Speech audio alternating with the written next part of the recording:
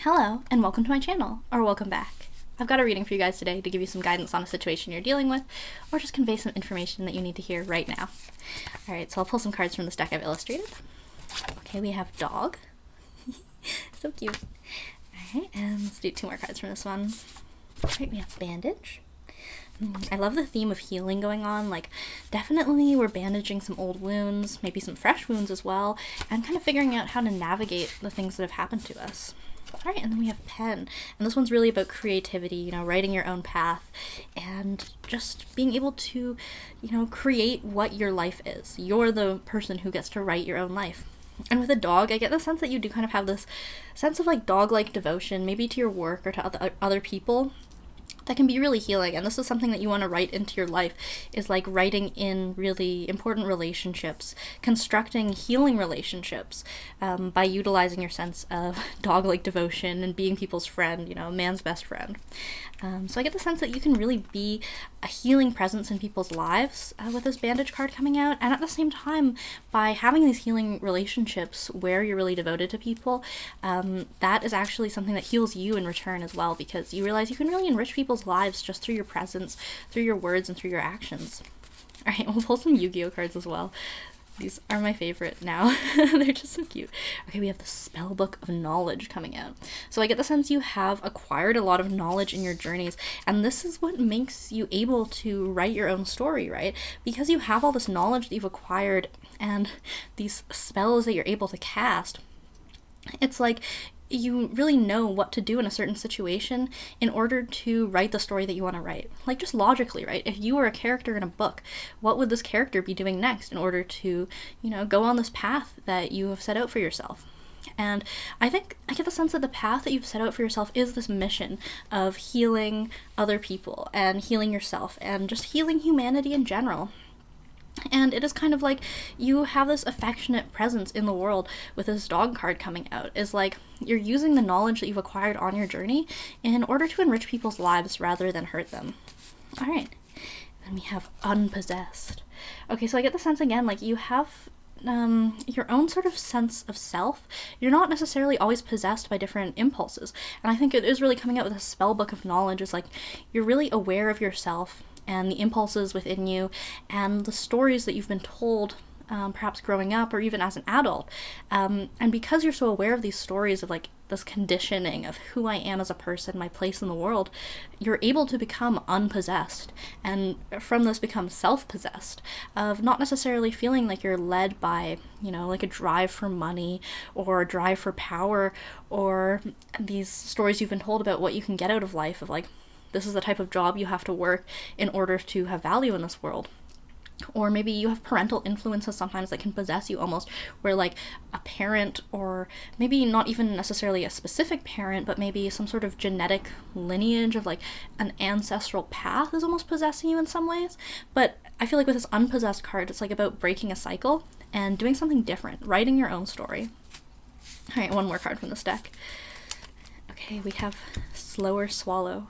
This one's just so cute. I feel like this one comes out a lot just because I really love this feeling of like bringing joy into life, of like this this swallow is a messenger. Birds are always messengers, and this one in particular is bringing the message of like flowers, joy, and light. And I get the sense this is something you really do, is like bring light into people's lives. So I think maybe you're consciously kind of thinking about like, what are some things that I can do in order to, you know, make someone's life just feel a little bit more lively, give someone some reassurance, heal some wounds. Like, how can the words that I write be a bandage to certain wounds? Because our words are incredibly powerful. The things that we say, and like with this pen card, it's like not just things in writing, but also like, you know, everything you say is almost like a poem. The speech that comes out of you is your way of writing your existence into the world. And it's like, how can I do something for the good of humanity with the words that I speak and with the actions that I take? Like, how can I turn my whole life into a feeling of poetry that enriches people's lives? Because when you read a poem sometimes, that can just stick with you for so long, of like giving you some guidance on how to navigate the world, of like seeing the world through a kind of different lens. And I get the sense that the poem of your life is a lens of seeing things with this really optimistic, knowledgeable outlook. and like bringing in messages to people who need to hear them.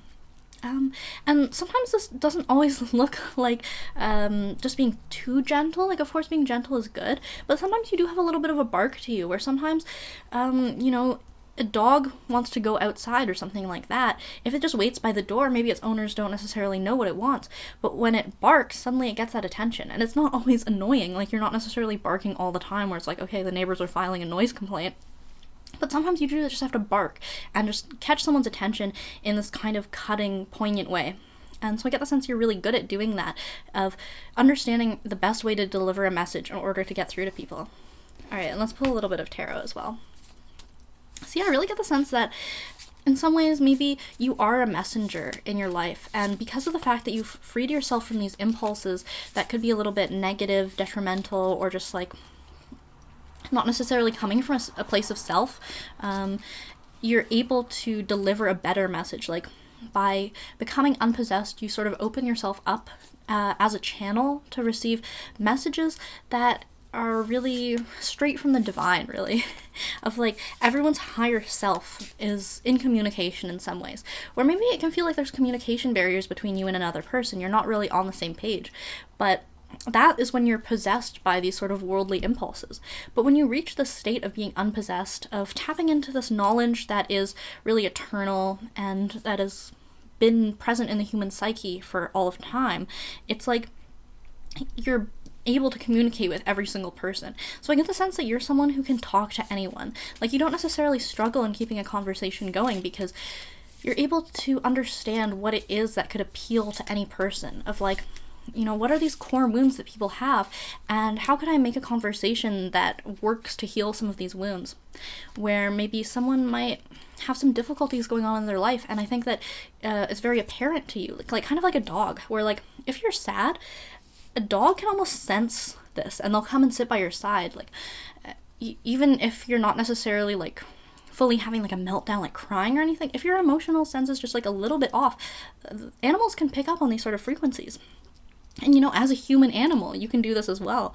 So I get the sense you're really good at picking up like what's on someone's mind, like what kind of message they need to hear right now, of like just being present for them. And sometimes the focus isn't always just on the message that you're delivering, but it's about being able to receive this person's energies, to hear them out, and maybe sometimes bring out this message in other people, where someone might talk to you in conversation and they start to have realizations about themselves, about things that were maybe weighing on their mind, or like things that had possessed them, where maybe they were really caught up in their thoughts before and kind of just going in circles, maybe ruminating, or maybe, like having this kind of possessed feeling of like they're just repeating the same story over and over.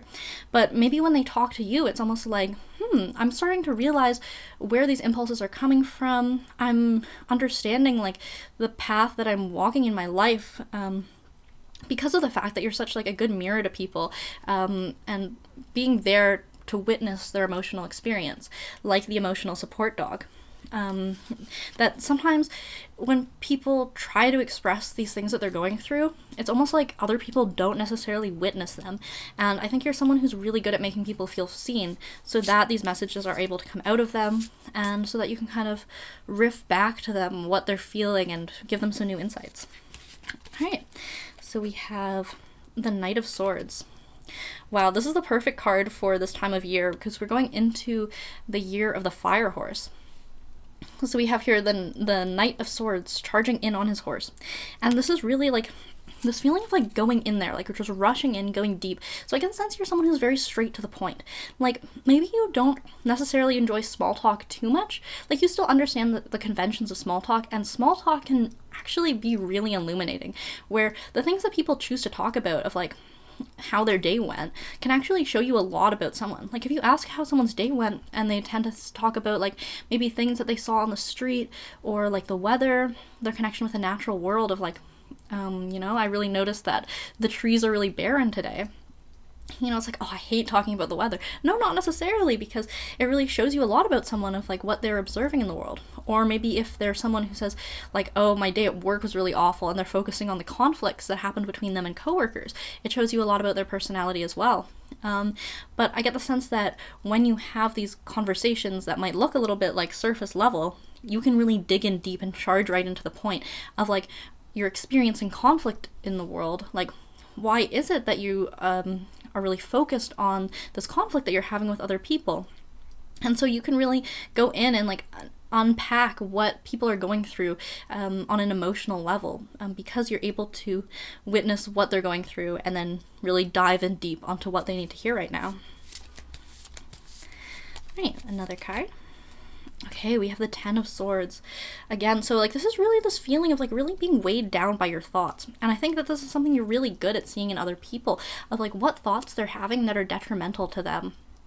Where, sometimes you have the same thought hundreds of times a day, like just over and over repeating the same thing to yourself. And I get the sense you're someone who can maybe go in and say like, don't be weighed down so much, don't be burdened so much by these things that you're telling yourself and being so caught up in your thoughts, but really tapping more into like, what is it that I actually want my life and my internal world to look like? Like, what is the story that I want to be telling myself instead of the story that I've been told? And, trying to tap into this feeling of this healing energy instead of like not being weighed down by thoughts that hurt you and wound you, but instead trying to cultivate thoughts in other people that might bring them some emotional healing.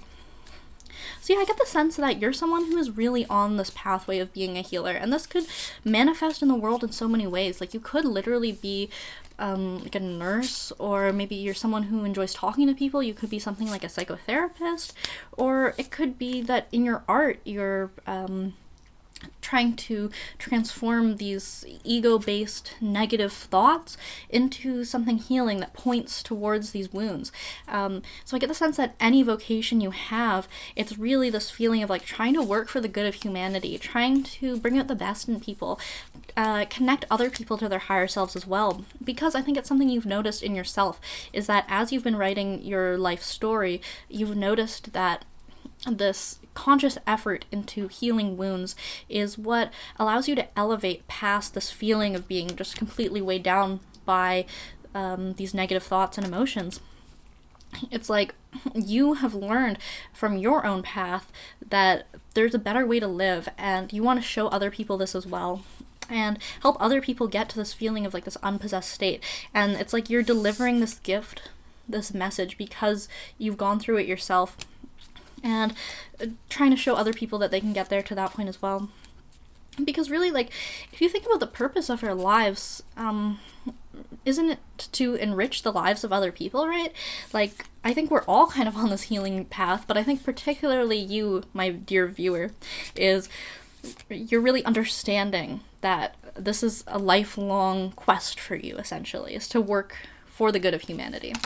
And trying to figure out the different ways that could appear, whether it be through your words, through your art, just like the things you're creating. Okay, and I dropped a card.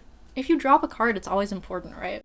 Okay, we have the Queen of Wands. So I get the sense in some ways you almost like cast a spell on people of like, when people are talking to you, it's almost like their attention is captured in this way that it might not be when they're talking to other people who maybe haven't done all this healing work on themselves. Where like, it's almost like they understand the value that you can get out of conversation when you're really focused on this emotional healing work. So that when people are in conversation with you, it's like every word feels so much more precious than maybe when they're like gossiping or ruminating on conflict with other people. And it's really the sense of power that you have in yourself of just being really stable, unpossessed, and willing to hear people out and deliver a message. It's this sort of safe space that you create for people where they can just come to you with these feelings or thoughts that they're having, and you are able to transform it into something that feels like it's like more beneficial. And like, again, with this feeling of the spell book, is like you understand that the words that we speak and the thoughts that we have, they're spells that create something in reality. Even if you don't necessarily believe in magic or anything like that, you do understand that something like an affirmation that you repeat to yourself, whether this be a positive affirmation or maybe something like kind of a negative mantra that you're telling yourself of just like, I'm undeserving or I'm a lazy person, that sort of thing, like that is creating your reality on a day-to-day basis. And I get the sense you also have this kind of feeling of like improvisation to you, of like this cat-like responsivity where you're always able to land on your feet in a conversation, where it doesn't necessarily feel like it's dragging or you get thrown off, where I think especially when you talk to people, it can kind of go in these really strange directions where maybe you go down a pathway where it's almost like a little bit shocking of like, wow, I didn't think we were going to get so deep right away. But instead of going like, oh, this is a really emotionally fraught topic, I think I'm gonna make it awkward and just like, okay, let's change the topic. Let's talk about, go back to talking about the TV shows we've been watching and that sort of thing. No, I get the sense you're really responsive and you're like, okay, I see where we're at now and I'm going to meet you where you're at and respond to you in a way that is not necessarily like trying to throw you off. In fact, I want to go even deeper and be with you in that moment and really respond to you in the way that you need. And in this kind of magical way where it's like you have this really strong feeling of companionship, right? Where when you talk to someone, you're really their ally. You're really trying to help them. And yes, very much in the way of like this companion animal sort of sense, where it's not like you're trying to clash egos or anything or necessarily argue with someone, but really working together on this healing journey. And it's not necessarily always so one-sided where just because you're the person who's maybe done a little bit more work and you're able to maybe guide people into a more healing conversation, that doesn't necessarily mean that the other person is getting all the value out of the conversation. Because again, this is something that all humans experience. Like, our emotional wounds are in some ways universal. Even if they manifest in the real world in different ways, like these core wounds all relate to the same feelings of having kind of a weak sense of self, not having confidence in yourself, of lies that we've been told about who we are and what we're capable of. And by bringing this out in other people and really raising their confidence up and making them feel like they're able to write their own story, it shows you things about yourself as well, of like understanding like, okay, if we all have this capability within us, then it's within me too. And it's really healing for you to sort of talk to other people about the things they've gone through and understand that there is like a light at the end of the tunnel, because it's always so much harder when we're thinking about our own struggles, feeling like my life is ruined, like I've really gone through these negative experiences that I think I'll never be able to get over. And then you talk to other people who have had these experiences that are at the same level of severity, but you see when you're talking to them, like, okay, not that it's not that bad, like you're not being dismissive about it, but it's like, I can really see how you could transform this into a learning experience for yourself and grow past it and turn this pain into your strength. And by getting that perspective on other people's struggles, it gives you a lot more perspective on yours, where like, if these people that I've talked to have really been through a lot, I can still see their potential, then evidently I must have that potential within myself as well. Alright, we have this alien card. Okay, so I get the sense that in some ways you could feel like a little bit of an alien to people when you talk to them. Like, you're coming from a totally different planet that they're not really used to, because I get the sense a lot of people are caught up in this kind of feeling bound to their ego of like living in the 21st century and being so immersed in our contemporary culture. And I get the sense you're someone who has kind of stepped out of time a little bit, where you're able to talk about these things in a more universal way of like this really deep knowledge that you've learned from art and from maybe religious or mystical texts in the past, or even just connecting with the natural world. Like, there's so much you can learn simply by communing with nature, of looking at life on this grand scale, of like looking at a tree and seeing the branches come out and seeing that as like the veins of the human body branching out, and understanding that we're all part of the cycle of death and rebirth. And I think that this is kind of a new perspective that a lot of people aren't used to, where they're really caught up in this feeling of ego identification, of like, this is all that I am and there's nothing deeper to me. But I get the sense you bring this completely new feeling to people, of like this kind of magical feeling of coming from another world, of like there's more out there, and you really inspire people. Of like, it makes me think of the show X-Files, right, with the spaceship coming down. Like, I want to believe. I think you're someone who wants to believe, and you believe in people's potential. And I think that this is something that's alien to other people, is they're not used to having someone who actually believes in them in this deeper way.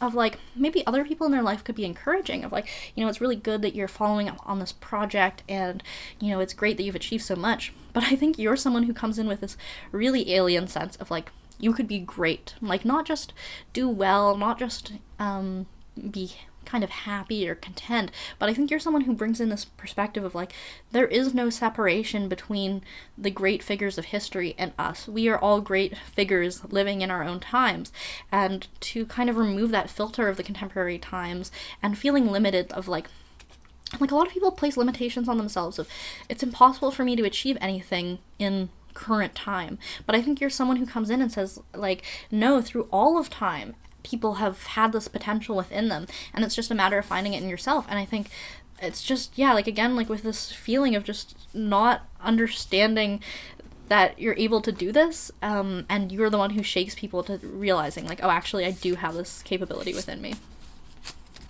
Alright, and we have the Death card. Ooh, I was just talking about the cycle of death and rebirth. And that in some ways, I think you're like a walking ego death to people, because they'll say something that is coming from a place of ego, of like maybe something like, I can't do well in this world because XYZ. Like maybe, I've heard it from both sides, right? I've heard, you know, the world is against me because I'm a straight white male. There's no place for me in this world.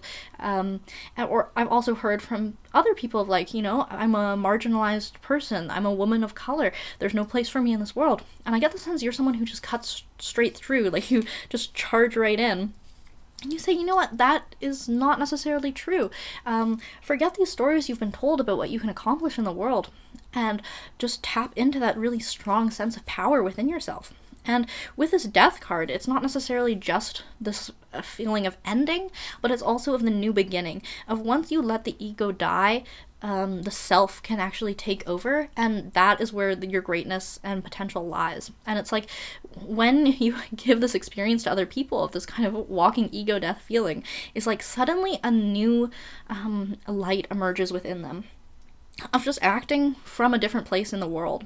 And I think you're someone who really, you come in from this external perspective again, like death up on the pale horse, or like the alien descending from the skies.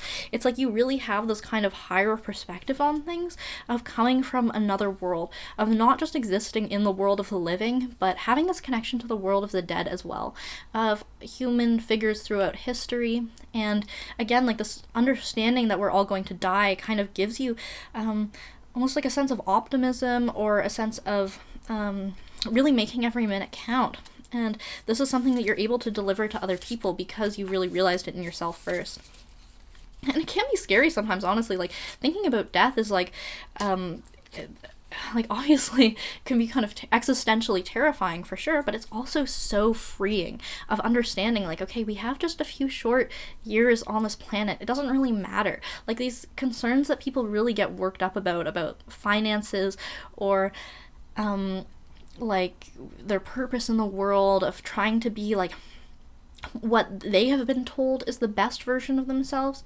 I think that having a really strong understanding of your mortality actually makes you see what is really valuable when it comes to feeling fulfilled in yourself and exercising your best potential. And I think your best potential is coming out in this feeling of like doing the healing work, working for the good of humanity. And you're someone who shows people that it's not necessarily all about this status or money. And when it comes to greatness, it's not necessarily like you just want to be remembered in the history books. I mean, that would be nice for sure. But it's about your work affecting a really high volume of people. And whether this isn't something like maybe you write a book on your own theory of human psychology, or maybe you're just making art that resonates with a lot of people, I think you really understand that this ambition is working towards something greater than yourself, and this is something you bring to people. All right, and then we have the Eight of Pentacles here, and it's this feeling of working on something, like really putting your focus into a project, of, you know, working hard and just things piling up. So I get the sense that this is work that you have been doing for a really long time, and maybe you haven't necessarily seen the fruits of your labor just yet. You're still in this mode of kind of working with your head down, but your work manifests in your interactions with other people, where maybe it feels like I haven't accomplished that much for myself, like I'm not really in this financially secure place just yet, I'm not really looking like I'm going to land up in the history books just yet. But every time you talk to someone, you realize like just how much power you've accumulated in yourself already, because of the fact that people will say things to you like, wow, that really resonated with me, that really shifted my outlook on something, or you just notice this shift that you create in other people. And that's that kind of validation to say like, yes, the work that I'm doing is working on myself, and the healing work that I'm doing for the good of humanity is working on the people around me.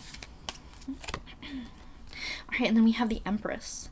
So I get the sense, yeah, you have this really strong sense of fertility when it comes to the things that you inspire in other people, of like the confidence that you inspire is like, you're not necessarily making people feel like the life is a barren ground for them, but in fact, it's fertile ground to do whatever you want. You know, it's like a blank page. You can write whatever you'd like. And with the Empress, it's like this field that is ripe to be sowed with whatever seeds you would like.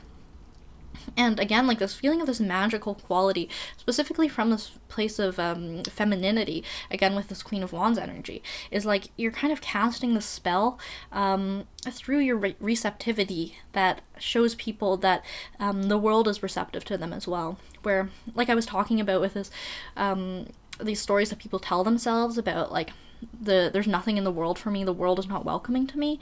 I think you're someone who shows people that the world is welcoming to their ideas and to their expression of self, and it's because you're so receptive in conversation, in communication with other people. And yeah, just like this really strong sense of power within yourself, where like maybe you don't necessarily have a lot of power in the world in this like the emperor way of like actually necessarily ruling over any domain right now, or you might not necessarily own a business right now, but just in the way that you create your life, the energies that you cultivate around yourself, you're fully in charge of that and fully in possession of the sort of feelings that you create in other people, and the way that your life looks, you're totally in control of that right now. All right, and then we have spirit charmers, right? And it's this, again, of women with wands, and they're all working together. They're channeling their energy, and they have all of the elements, right? Of the fire, the water, the earth, and the air, and they're putting it all together. And understanding that you can achieve something higher through this feeling of collaboration with other people, and respecting the contrast in other people's energies. And so again, I get the sense that through this healing work, you're understanding that other people are essential in it. There's definitely a lot of work you've done in the past that has been on your own, or maybe in communication with nature or with historical works, which is like what has led you to create the Spellbook of Knowledge. But I now get the sense that you understand that the healing work now is in collaboration with others, of being able to combine your contrasting natural energies, and that actually works together to create a stronger connection to the universal self, because of the fact that everyone does have like some natural energies within them. Even if you remove sort of these ego things of like, I am this type of person, like I'm a woman, you're a man, and you kind of remove that barrier, then on another level, it's just like things that are present in our general personalities. And like this is something that could be maybe on like a soul level, and if you're into astrology, maybe you kind of understand like seeing how someone who is like a fire sign and someone who's a water sign, like when they come together, it is this kind of unique dynamic. And maybe like for myself, I didn't necessarily believe in all that before, but it's something that through observation I've kind of witnessed and realized like actually it is true that people who have these different elements just in how they were like where they were born in this world, and their like alignment in the world, it brings out something that isn't necessarily so much to do with their personality per se, but almost just like on the soul level that transcends personality. Oh, it's kind of interesting. I mean, it's something that's hard for human minds to grasp, and especially like really feeling this illusion of separation between other people. But I think it's really trying to understand that every person in this world is kind of a manifestation of a different energy. Like, we're all playing a different role, but at the same time, we're all connected on a deeper level as well. And I get the sense that seeing this connection is something that's really healing to you, of understanding that there's not necessarily this need to have conflict between people, that our relationships with other people can be primarily healing rather than primarily in conflict with each other. Alright, let's draw one more card from this deck. Ooh, Godarla, the Mystery Dust Kaiju. Like, I love this one. It's like this kind of apocalyptic feeling, kind of. Again, like coming down from the sky, like this alien feeling, or like the death, this feeling of apocalypse. It's like you bring a sort of ending to people, and it can be really scary. So I get the sense that you do kind of terrify people. Like, an alien is really terrifying, and in some ways this could almost be something that was a wound to you in the past, of like feeling like you alienate other people because your perspective is coming from something that's so different. But I think you're starting to realize that this is actually a strength of like this inner power within you to transform your life and the lives of other people through your words. It's actually really this sense of strength that you've now found in yourself, of understanding that maybe in the past people weren't so receptive, but now that you're finding people who are more receptive, they're starting to appreciate this more and really have this feeling of reverence for your power, of your strong feminine receptive energy, of understanding that this is not something that is like scary necessarily. I mean, it always is scary in some degree, but like not scary as in I need to run and hide, of like this is going to hurt me, but scary because it's shifting my mindset so completely that it's just changing the way I view the world entirely. So I get the sense if you've had this feeling before of kind of feeling alienated from other people, or that you alienate other people, I think you're starting to understand that this is actually a blessing, because if you alienate people who are really caught up in their ego and unable to break free from that, that's actually a good thing, because you don't necessarily want to be necessarily just getting along with this mentality of being stuck in this 21st century mindset of being so time bound, of being so ego bound. That's not something you want to get along with. And yeah, again, like in the past, this was a wound for you, but I think you're starting to heal through relationships with people who are more receptive, to understand that actually all along I was on this healing path, and it hurt me before, but I'm starting to understand how it can heal me and heal other people too. Okay, and then we have fish. So yeah, like I get the sense you're kind of the bait for some people to have some realizations sometimes when you're talking to them. It's like this thing was already within them, but they just needed to be led to it a little bit, like the carrot on the stick, of like you're showing them the pathway in like a kind of subtle way where maybe they don't even necessarily realize that it's a you. So maybe they're not always saying like, oh, you made me have this realization, but through your subtlety in conversation of kind of leading someone along, you place the bait for them to have this realization in themselves, which is actually more powerful than if you just directly say something to someone of just like, you are not your ego. That's not really going to cut through to them. So I get the sense you kind of place these things as bait in conversation to kind of make people maybe even think about things on their own time. Maybe it's not something that actually happens right in the conversation, but it is this kind of more subtle mindset shift that takes place over time. And you're really planting the seeds for people to be able to feel empowered in themselves, to be able to feel like they're having these realizations for themselves. And let's draw one more tarot card to close out this reading. Alright, we have Temperance. Okay, so it is like this feeling of this kind of angelic energy in a way, of like you bring balance to people in this sort of guardian angel way, of showing people that they're not necessarily one thing or the other, but they have it all within them, and trying to show them that they can also get to the state of internal balance, and not necessarily be so caught up in ego, but also still existing in the material world, of like you do need to build things in the material world in order to get your message across, but also having one foot in this universal communal like unconscious, of like this collective feeling of things that we all know, that all humans have known for all of history, but you can't just live in all of that, right? Because if you're just in the collective unconscious, that's just everything, and it's just the whole sea. But understanding that balancing these aspects of personality, of unique astrological traits, and some ego parts too, because that is how we express ourselves in the world, and then also like using that to draw in these things from the collective unconscious and finding the sense of balance. And overall, I get the sense that you just are able to really show people things about themselves that they wouldn't have realized otherwise. And even if they're not necessarily giving you the credit for it, you understand that this is your purpose as a healer, is to help other people learn to heal themselves, right? You can give a man a fish, he'll eat for a day. Teach a man to fish, he'll eat for a lifetime, right? That's kind of the vibe, is like when you have conversations with people, you're kind of guiding them to a different way of looking at themselves, and that is something that will stick with them for life. It's not necessarily just something you're granting in the moment, just in your presence, just in that single conversation, but it's this mindset shift that is taking place, and not just with you either, right? Like I said, it's all connected. There is no separation between us. It's like every conversation that other people are having is also healing them in different ways. But I get the sense, in particular, you're very focused on your ability to do this, and you really take some purpose out of it. You make it your life's purpose to have these healing conversations in every moment. Alright, well, thank you so much for watching, and I hope to see you in the next video.